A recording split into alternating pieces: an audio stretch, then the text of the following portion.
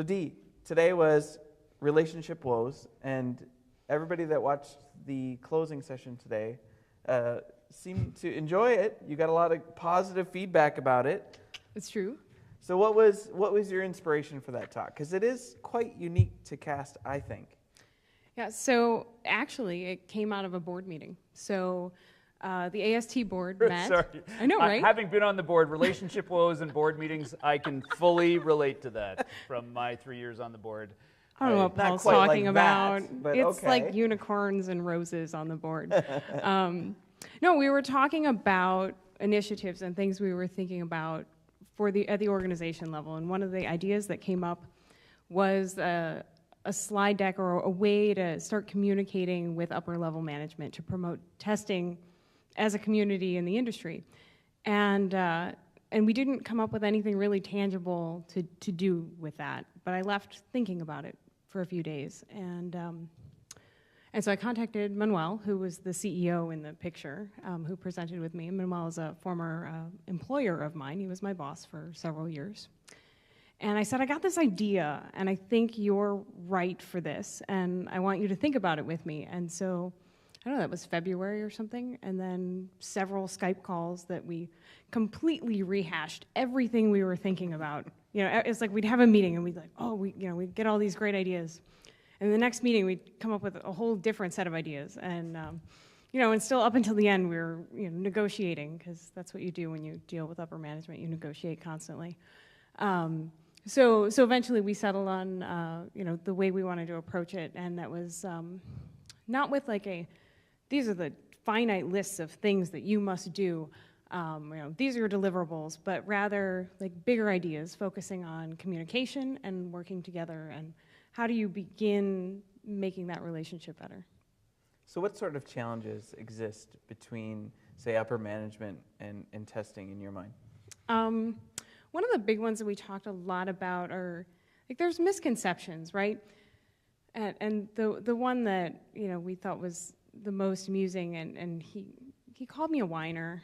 That happens. He called testers whiners in general, right? Okay. And if you're going to talk about stereotypes for how, your CEO views the testing community, right?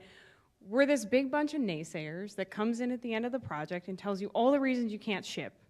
Mm-hmm. Not about what you can move forward with or how you can fix the problems, because we don't fix problems, right? We just throw up our arms and say, there's problems, there's problems. On fire. Right. And so Which can be useful.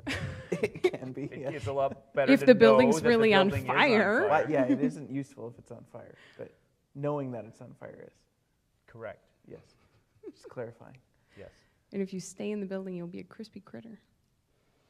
No, but so when faced with those sorts of things, and then, as testers, we look at CEOs and we say, well, all they're worried about is profit, or they don't really care about us as people. They're not worried about our customers, and so how do you get past all of those misconceptions, right? And if you can learn how to talk about things, then that was.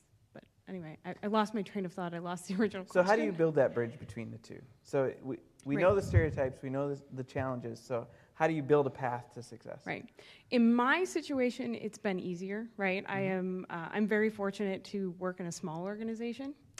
How big was the organization, is the organization that Manuel is the CEO of? So Manuel is working for several different companies at any given time, and I don't quite know what the current stats are at this point. But he has owned several companies and then consults. So he provides advice to different organizations at the CEO and CFO level. And he started as a developer. So then for my story, when I met Manuel, it was working for the small company, and I started, there were 9 people on staff. And I didn't start on the project team. I actually started as a secretary, basically. And I was incorporated into project work as things kept going.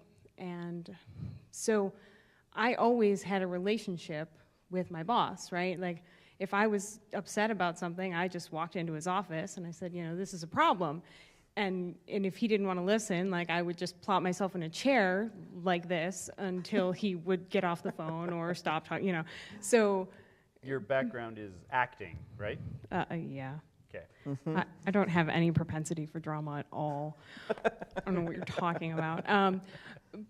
But I had the good fortune of starting in a very small environment, and even my current team is still small. Like I don't walk into the CEO's office, but I don't need to in my current situation, right? I get enough like traction from just dealing with my project team. But one of the things we talked about for other people, right? How do you forge that path if you're not already in an organization where you feel like you have a voice? And actually, I was fortunate to listen to Manuel talk to someone in the hallway about that very situation. You know, the person who was asking works in a financial environment, and she doesn't have a direct line to the CEO or the CFO that reports below that. And so we were talking about how to strategize with the next levels up. And one of the main pieces of advice he gave her is like, you know, see if you can have lunch with that next person and talk about ideas you have and make it casual and informal and try and, you know, slowly, he's like, more than likely they're going to tell you no initially. But as you start to say, like, I have ideas that are going to make you look good. And I think that improving what I can do for the team is going to make you look good and you make my team look good. Mm-hmm. And so let's think about the ways that we can improve all of our productivity and all of our returns. And, you know, and he frankly said, he's like, put it in a money perspective or put it in a budget or, you know, something that they relate to better, and don't just profitize or you know go on and on about how great testing is. You know, talk about things that they're interested in hearing.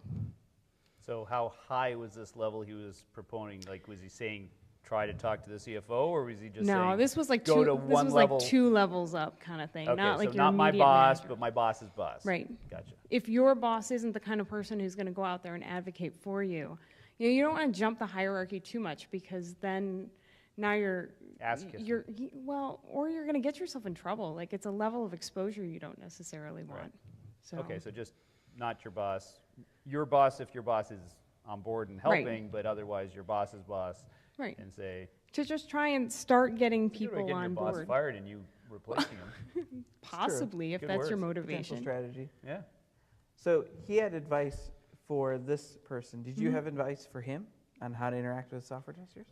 We had a few you know, as we were going through writing slides and things, the first he wanted to write the slide deck. I was like, you be a visionary, Slide right? it up. Right. I'm like, I don't like slides anyway, so yes, do the slide. I'm not good at PowerPoint. Oh darn, I don't get to do the slides. Right. And so the first draft of the slides had, you know, this about QA and this QA person and this QA and QA and QA, and I'm like, yeah, we got to cut that. And he was like, what? And I said, no, we can't. It's one, QA and QC are different. If you're going to get into all the like PMI definitions, you're wrong. We don't A the Q. Right. Yeah, we don't. We don't A the Q. We don't A the But- Q. I like We that. don't But A the Q. Right, but I said, but more than that, like this crowd is going to tell you that they don't assure quality because we don't assure get quality, Okay, You right? get a small mob for me in the front. That's right. Hey, wait a Pitchforks. minute. Right. No, but he did end up, and I said, I'm like, you're going to get some feedback on this. You know, he said that he wants testing to be the guarantor of quality, and that's what I said. I did exactly what you did. I went, humanity. and I said, I'm like, why? Like, because testers, like, we are not the gate of quality. We don't want to be that. That's not how we. Some do. That's not The how we uninformed. roll, right? Right. But I said, I'm like, that's not the right way of looking at it. And he's like, well, what I mean is, I want you to keep me honest. I want my testers. That's a very different story. Yeah. He said, I want my testers to be empowered and to say, you know, to step back and really think about customer experience. Strategize with me to make the customer experience better, because that's all that really matters. And so when you are, when you back off from everything you know about the product or, expectations or timeline or budget or anything, does it really work? Are we delivering on what our promises are? And he's like, I want that from the testing team. He's like, anyone could do that along the line. He's like, but I think the testers are the people that are going to know the product the best and are going to be in the best position to say, we've done this all wrong. Now, did you explain to him why we shouldn't be the gatekeepers? Is this still on? Sounds like it's gone. We're good? Okay. That we don't know the business side, we don't know potential penalties or commitments that the business people have made. Wow, that's getting loud. Now you're loud. So Paul Holland is the voice Holland. of God. Yeah. Boom. So, did you explain that to him, and what was his reaction? If you did. No, I did. I Okay. did. I explained, and I explained that whole idea of like, well, I'm not empowered to fix any issues, right?